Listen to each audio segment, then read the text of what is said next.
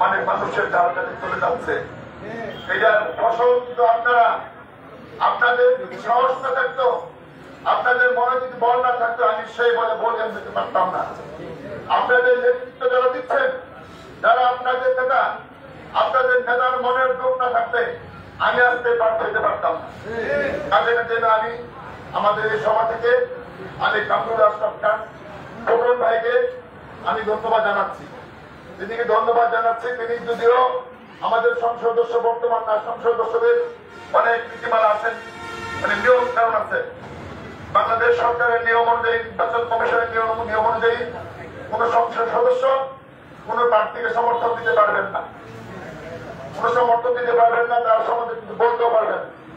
কাছাকাছি আমার নেতা, আপনাদের নেতা টোটন ভাই আমাদের সাথে আছে। টোটন ভাই আগামী মানে বিগত এমপি ছিলেন, এখন তিনি আমাদের একজন ভোটার, তিনি আমাদের সাথে আছেন।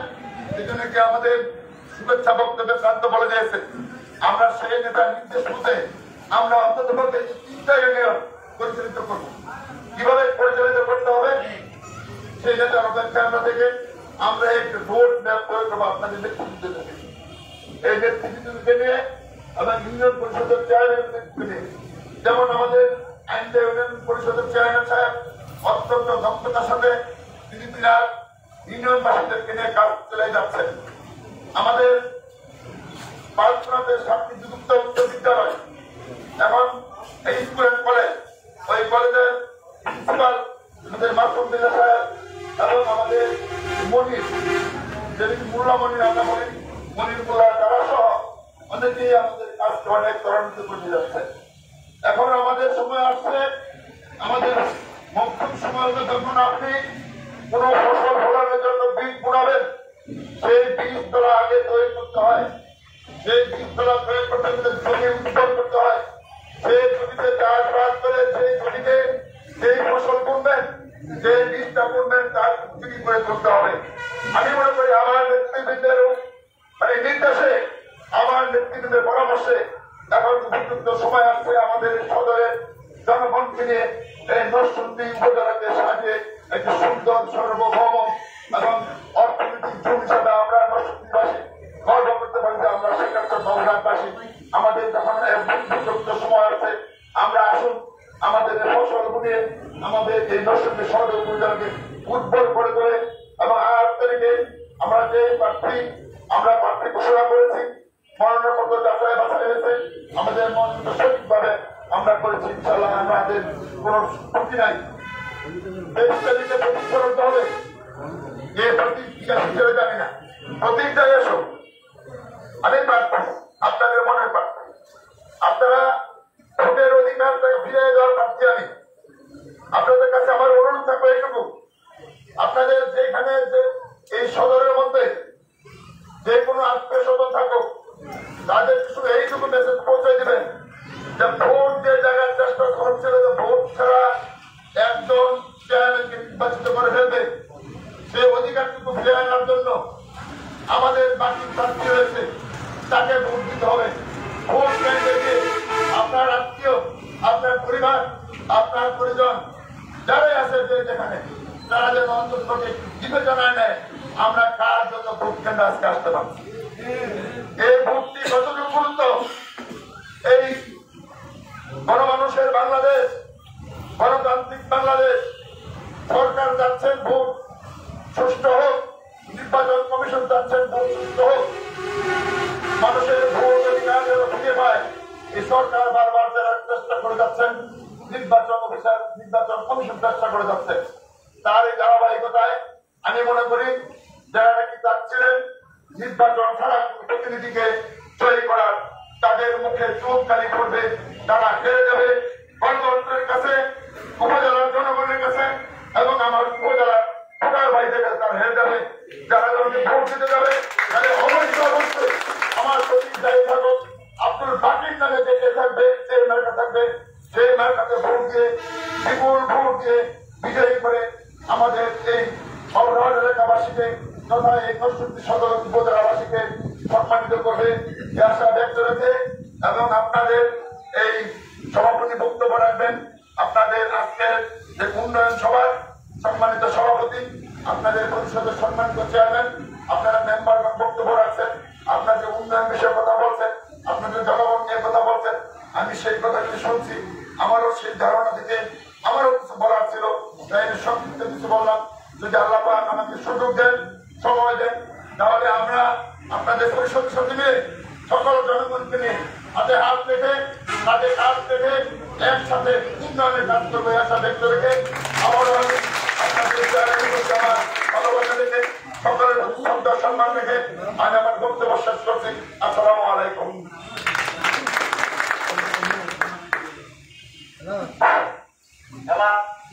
আমাদের সামনে বক্তব্য নিয়ে আসছেন মেহেরপাড়া ইউনিয়ন পরিষদের গণমানুষের নেতা সকল চেয়ারম্যান জনাব আলহাজ আজহার মিত্র। জনাব আলহাজ আজহার মিত্র।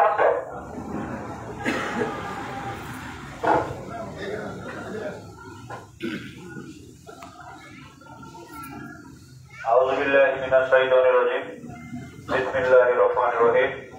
আজকে এই উন্নয়ন সভা যারা উপস্থিত হয়েছেন, আপনারা জানেন আমাদের সকলের সুপরিচিত, যিনি আমাদের নরসিংদী উপজেলা নির্বাচনের প্রার্থী, আমার শ্রদ্ধাভাজন ব্যক্তিত্ব আব্দুল বাকি কাকা। আজকে আমি তাদেরকে ফোন দিয়ে রেখেছি, তাদেরকে ফোনে কথা বলেছি। আমার অত্যন্ত কাছের একজন ব্যক্তিত্ব, আমার শ্রদ্ধেয় কাকা কাজল কাকা মঞ্চে উপস্থিত আছেন। আমাদের প্রার্থনা 9 নং ওয়ার্ডের আমার আরেক শ্রদ্ধাভাজন কাকা, আমার শ্বশুরের সাথে যার বন্ধুত্ব এবং আমি যে কোনো সময় যার সাথে সলা পরামর্শ করে থাকি, কাজল কাকা। আমাদের পাশে আছে নয়ন কাকা 4 নং ওয়ার্ডের, আমাদের পাশে আছে সুজিত কাকা, পাশে আছে দানিয়াল কাকা, সুয়েল কাকা, আফজাল কাকা এবং আমাদের ওয়ার্ডের যারা মেম্বার রয়েছে তুহিন কাকা, দানা কাকা, তারপর হচ্ছে কামাল কাকা, আমাদের তায়ের কাকা, সেটি মেম্বার এবং আমাদের মঞ্চের পিছনে যিনি ধারাভাষ্য করেছেন আপনারা সকলে দেখেছেন বিল্লা কাকা। এবং আমি সকলের নাম কিন্তু মুখস্থ বলতে পারবো এখনো আমি যাদেরকে ফোনে ফোনে দাওয়াত দিয়েছি, আমি কিন্তু এর বাইরে আমির কাকা ওকে আজ থেকে 8 বছর, আমির কাকা, তারপর আহমদ আলী আমাদের সাবেক মেম্বার এবং আমাদের আরো অনেক ব্যক্তিত্ব, আমাদের অনেক নেতৃবৃন্দ যাদেরকে আমি ফোন দিয়েছি, তারা মহিলা মেম্বার আমাদের লিপি বেগম এবং আমার আরেক মানে আমাদের এই 4 নম্বরে মানে আমাদের সকল কার্যক্রমে যিনি ধর্ম দিয়ে সবসময় কাজ করেন এবং আমাদের একটি বিশেষ যে মহিলা যে মাদ্রাসা, আমরা তো অনেকে অনেক সময় অনেক কিছু করি কিন্তু আমাদের বড়কালের জন্য কিন্তু আমরা কিছু করি না, যিনি বড়কাল নিয়ে সবসময় কাজ করে যাচ্ছেন বকুল কাকা এবং আরো অনেকে আছে যারা কি ব্যবসা বান্ধব করে। আমি কিন্তু সকল ব্যবসায়িক বৃন্দ এবং আমাদের ইউনিয়নে যারা বিগত সময়ে যারা দেখি আওয়ামী লীগ করেছেন, যারা ট্যাগ দিয়েছেন, তাদেরকে কিন্তু আজকে আমি ডেকেছি। তারপর আপনারা জানেন যে আব্দুল কাকা তিনিও বিগত সময়ে নির্বাচন করেছেন, তিনিও উপস্থিত আছেন। তারপরে আমাদের আলামিন প্রধান সকলে উপস্থিত হয়েছেন। সকলকে আমার অন্তরস্থল থেকে ধন্যবাদ জানাই। আজকে আপনারা এসেছেন বিদায় আমাদের এই প্রোগ্রামটি সুন্দর হয়েছে। সকলকে এই মেহেরপাড়া ইউনিয়ন পরিষদের পক্ষ থেকে ধন্যবাদ জানাই এবং সকলকে আমার সালাম। আসসালামু আলাইকুম ওয়া রাহমাতুল্লাহি ওয়া বারাকাতুহু। বক্তব্য ইতিমধ্যে আপনারা শুনেছেন। আসলে আমরা এটা একটা ঘরোয়া পরিবেশ, এখানে বক্তব্য দেওয়ার কিছু নাই। আমি আমার ঘরের মনে করে আমি কিন্তু কথাগুলো বলবো। এখানে যারা আছেন সকলে আমার কাকা, অনেকে আমার চাচা যারা রয়েছেন, মা ও বোনেরা, আমার চাচি সমতুল্য, বোন সমতুল্য যারা রয়েছেন, সকলকে আমি একদম ঘরোয়া আমার পরিবারের একজন মনে করে কিন্তু আজকে আমি কথাটা বলবো। আপনারা জানেন যে আমরা এই নির্বাচনকে কেন্দ্র করে আজকে আমরা একটি শর্ট সময়ে আমরা একটি সভা রেখেছি। সেই সভায় আপনারা সকলে উপস্থিত হয়েছেন। অনেকের মনে একটি উদ্দেশ্য ছিল, একটি দ্বিধাদ্বন্দ্ব ছিল যে আমরা কার নির্বাচন করবো, ছিল কি ছিল না? অনেকের মনে কিন্তু এই কথাটা ছিল যে আমরা কার নির্বাচন করবো, এখন আমরা নির্বাচনটা করব, এটা আমরা কার মাধ্যমে করব, এরকম একটা সংশয় ছিল।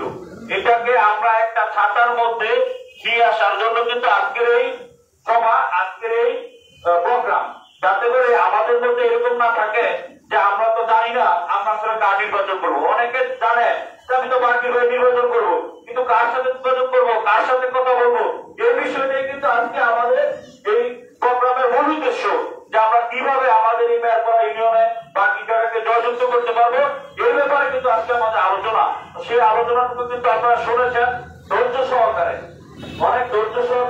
কেউ কিন্তু দান নাই।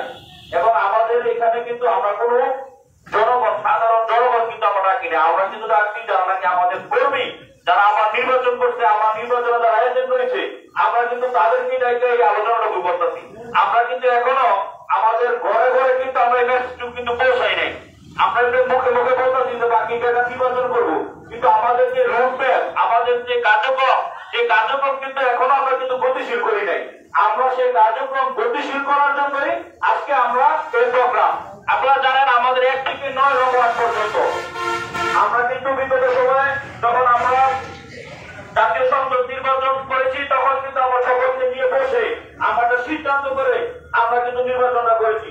সেই নির্বাচনে যেভাবে আমরা একটা ফলশ্রুতি পেয়েছি, আমরা বিজয়ের মালা আমাদের বর্তমান সংসদ সদস্য ডাক্তার আনোয়ার আশরাফ কাঞ্জির পদকে কিন্তু আমরা সেই বিজয়ের মালা পড়াতে পেরেছি। এবং সেই আজকে আমরা কিভাবে বাকি টাকাকে আমরা এই বিজয়ের মালা পড়াতে পারবো, সেই ব্যাপারে কিন্তু আজকে আমাদের আলোচনা। অনেকেই আমরা বক্তব্য দিতে পারি নাই, অনেকেই আমরা বসার সুযোগ দিতে পারি নাই। এই রোগের মধ্যে আপনাদেরকে অনেক কষ্ট দিয়েছি। আপনারা দয়া করে আমাদেরকে ক্ষমা সুন্দর দৃষ্টি দেখবেন। আমি মনে করি আপনাদের সকলের তুলনায় আমি অনেক ছোট, বয়সে কম, আমার দ্বারা অনেক ভুল ত্রুটি থাকতে পারে, আমার কথায় অনেক ভুল ত্রুটি থাকতে পারে। আমি অনেককে সামনে বসতে দিতে পারি নাই, অনেকে কষ্ট করে পিছনে বসে আছেন, যারা নাকি সামনে বসার যোগ্য, আমার যে অনেক যোগ্য লোক আপনারা আছেন, আপনাদেরকে আমি সঠিক সম্মানটুকু করতে পারি নাই। সেই কারণে আপনারা ক্ষমা সুন্দর দৃষ্টিতে দেখবেন।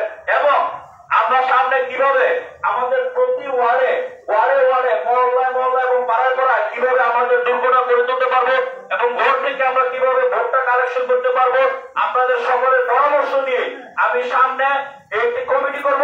আমাদের এই প্রত্যেকটি ওয়ার্ডে ওয়ার্ডে আমরা একটি কমিটি করব। এই কমিটির মাধ্যমে আমাদের নির্বাচনটা পরিচালিত হবে এবং সেই কমিটিটা আমরা আমাদের সাবেক সংসদ সদস্য কামরুল আশরাফ খান মহোদয় এবং যিনি আজকে আমাদের মধ্যে উপস্থিত হয়েছেন আমাদের সকলের মধ্যমণি আব্দুল বাকি কাকা, ওনার সাথে পরামর্শ করে, এই দুজনের সাথে পরামর্শ করে আমরা এই কমিটিটুকু করবো।